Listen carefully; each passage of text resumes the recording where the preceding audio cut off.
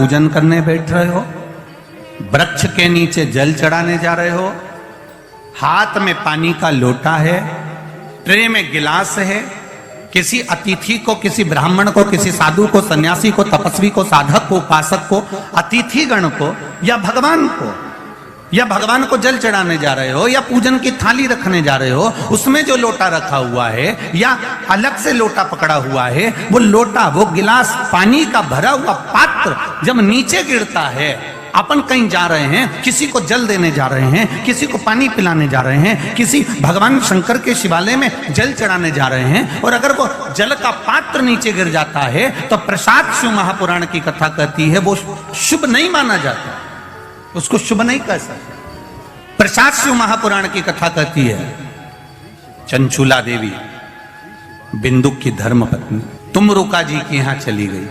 तुमरुका जी से प्रार्थना करी, तुमरुका जी मेरे पति के मोक्षार्थ आप शिव महापुराण की कथा श्रवण करा दो। तुमरुका जी ने कहा कथा कहने में मना नहीं है, पर तू बेधव्य है। अगर कोई जोड़े से बैठकर आराधना करे तू कथा सुन, मना नहीं है, तो कथा सुनेगी। वेधव्य नारी अगर शिव महापुराण की कथा को श्रवण करती है तो पति के लोक को जाती है। कुंवारी कन्या शिव महापुराण की कथा को श्रवण करती है, उत्तम वर प्राप्त कर उत्तम कार्य की ओर जाती है। कोई पुरुष शिव महापुराण की कथा को श्रवण करता है, उत्तम फल को पाता है। कोई सौभाग्यवती नारी शिव महापुराण की कथा को श्रवण करती है तो वो अखंड सौभाग्य प्राप्त करती है। ऐसी पावन शिव महापुराण की कथा, तो फिर मैं वेधव्य होकर इस कथा को श्रवण कर सकती हूँ, क्यों नहीं कर सकती? तू कर कथा श्रवण।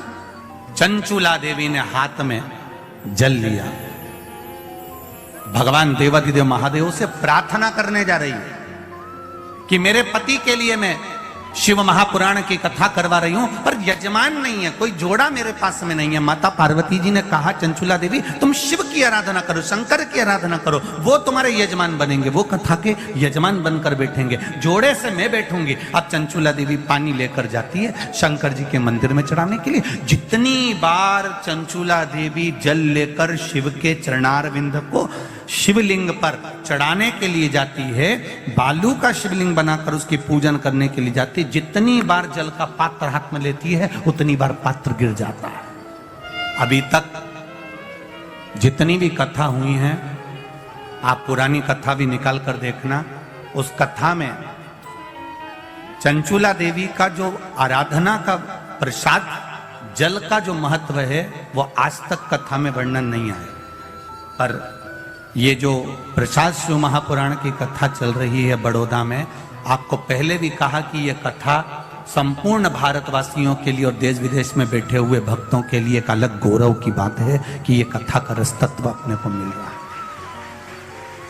चंचूला देवी के हाथ से कलश गिर गया। किसी दिन चंचूला देवी का जल अच्छे से चले जाता है, बाकी के दिन चंचूला देवी का हाथ का वो जल अपने आप गिर जाता है, वो कलश भूमि पर गिर जाता है। फिर चंचूला देवी अंदर जाती है, फिर जल लाती है, फिर शिव जी को समर्पित करती है, पर एक बार का लाया हुआ जल तो नीचे गिर गया। कितनी सुंदर सुंदर बात हमारे यहाँ शिव महापुराण वर्णन करती है। मांग में माता सिंदूर भर रही हैं, मांग में सिंदूरा भरा जा रहा है, मांग में कंकु भरा जा रहा है, मांग में सिंदूर भरा जा रहा है, और वो सिंदूर नाक पर गिरता है।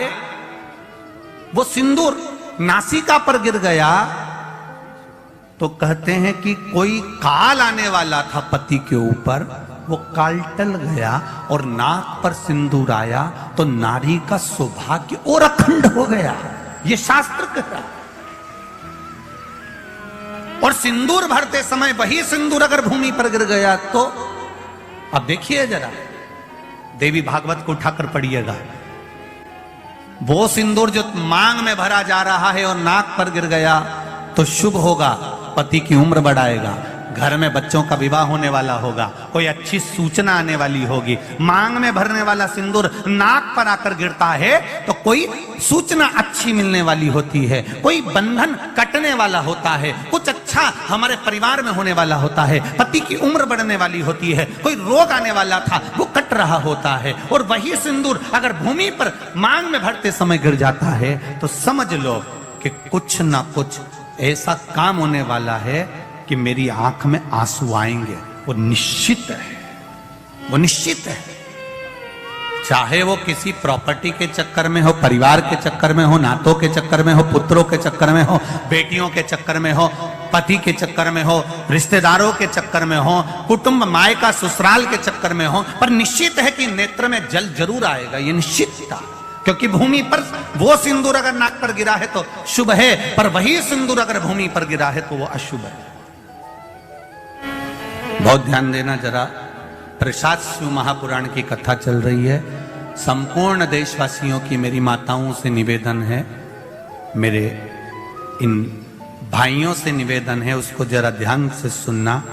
आप सालासर बालाजी गए, आप मेहंदीपुर बालाजी गए, आप पावागढ़ की माता पर गए, आप किसी देवी मंदिर में दर्शन करने के लिए गए, वहां से उन्होंने हनुमान जी के मंदिर का सिंदूर लिया और तुम्हारे माथे पर लगा दिया। समझना जरा कथा को बहुत अच्छे से। उन्होंने हनुमान जी का सिंदूर लिया, तुम्हारे मस्तक पर लगा दिया।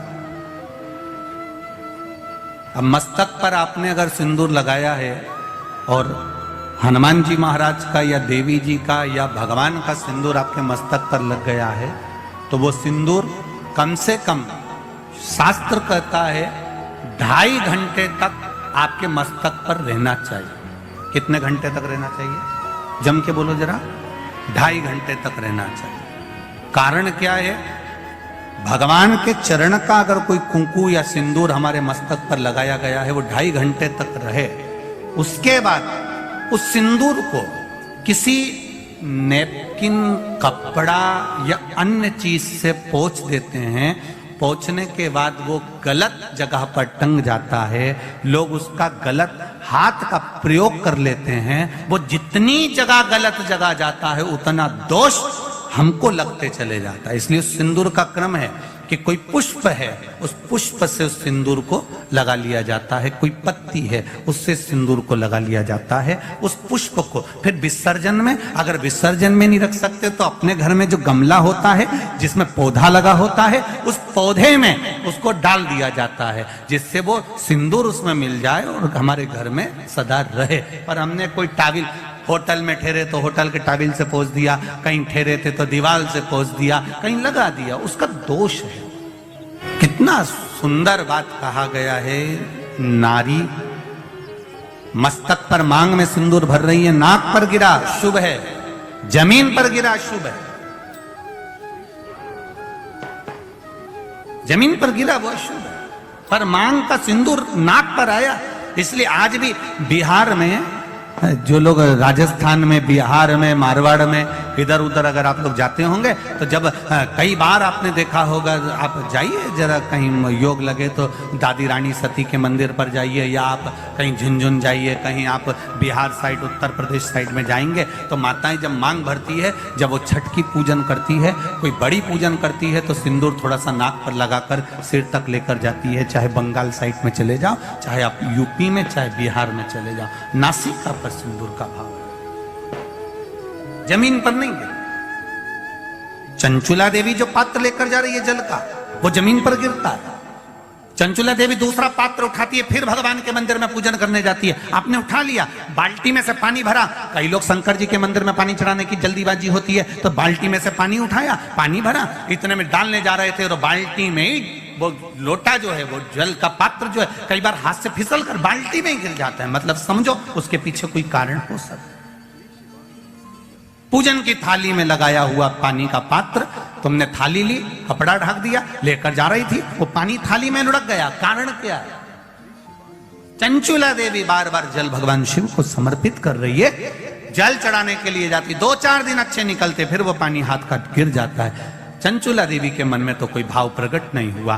पूजन कर कर कर कर कर कर थक गई चंचुला देवी, पर महादेव प्रकट नहीं हुए। महादेव ने ये नहीं कहा कि मैं तुम्हारे पति के लिए पार्वती जी के साथ में जोड़ा बांधकर बैठ जाता हूं और तुम्हारा जजमान पद मैं ग्रहण करता हूं। ये शंकर भगवान नहीं बोले चंचुला देवी से, एक बार भी नहीं बोला, शब्द ही नहीं बोले। और जब चंचुला देवी बार बार जल चढ़ा रही है, शिव प्रकट नहीं हो रहा है। तब चंचुला देवी के मन में भाव जागृत हुआ तो तुमरुका जी के पास में गई।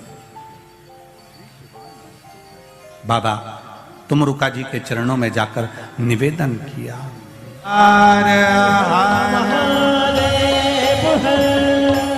अपने स्थान पर बैठकर भगवान शिव का मूल मंत्र का स्मरण करें। भाव और भक्ति के साथ में देवाधिदेव महादेव से प्रार्थना करें। बाबा से अपने दिल की बात, अपने हृदय की बात भाव से करें।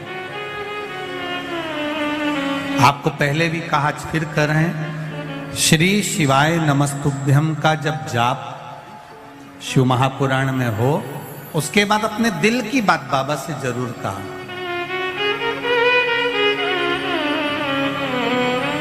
श्री शिवाय नमस्तुभ्यम।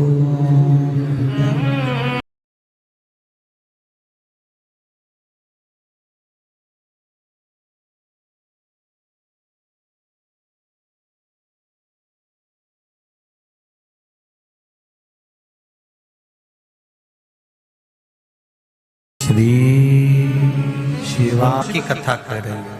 चंचुला देवी तुमरुका जी के पास में पहुंच गई। अब तुमरुका जी ने पूछा, चंचुला तुम यजमान ढूंढने के लिए गई थी शिव महापुराण के लिए, किसी को जोड़े से बिठाना है, आप ढूंढने गई थी, कोई मिला? चंचुला देवी कहती हैं, मैंने पार्वती जी से पूछकर शिव जी की आराधना करी, भगवान शंकर को जल चढ़ाया, शिव जी की पूजन करी, पर शंकर भगवान प्रसन्न ही नहीं होते, प्रकट ही नहीं होते। PWNSET 2. शंकर को जल चढ़ाया, शिव जी की पूजन करी, पर शंकर भगवान प्रसन्न ही नहीं होते, प्रकट ही नहीं होते। कारण क्या है? तुमरुका जी ने कहा, तुम्हारे पूजन करने से शंकर प्रसन्न नहीं हो रहे? नहीं हो रहा। कारण क्या है? पता नहीं। तुमरुका जी ने देवऋषि नारद को बुलाया। नारद जी आए। श्रीमन नारायण, श्रीमन नारायण। नारद जी ने आकर पूछा, तुमरुका जी क्या बात है, आपने मुझे याद किया? बोलो क्या बात है? ये चंचुला देवी शंकर जी की आराधना कर रही है, जल चढ़ा रही है, सब कुछ कर रही है, इसके बाद भी शिव पार्वती जोड़े से आकर कथा के यजमान क्यों नहीं बनते? कहा, देवऋषि नारद ने कहा कि ये जब जल लेकर जाती है, जल भूमि पर गिर जाता है। किसी अतिथि को भोजन कराते समय हाथ से गिलास, ट्रे से गिलास नीचे गिर जाता है, या पूजन करते समय कलश जमीन पर लुढ़क जाता है, या भगवान को जल चढ़ाते समय पानी का कलश जमीन पर गिर जाता है। देवऋषि नारद पुराण में कहते हैं, उसका एक कारण होता है कि जो पूजन कर रहा है, जो भोजन करा रहा है, या जो जल देने जा रहा है, उसके पूर्वज जरूर प्यासे हैं और उनको अन्न का भाग नहीं मिल रहा, इसलिए वो जल बार बार भूमि पर गिर रहा।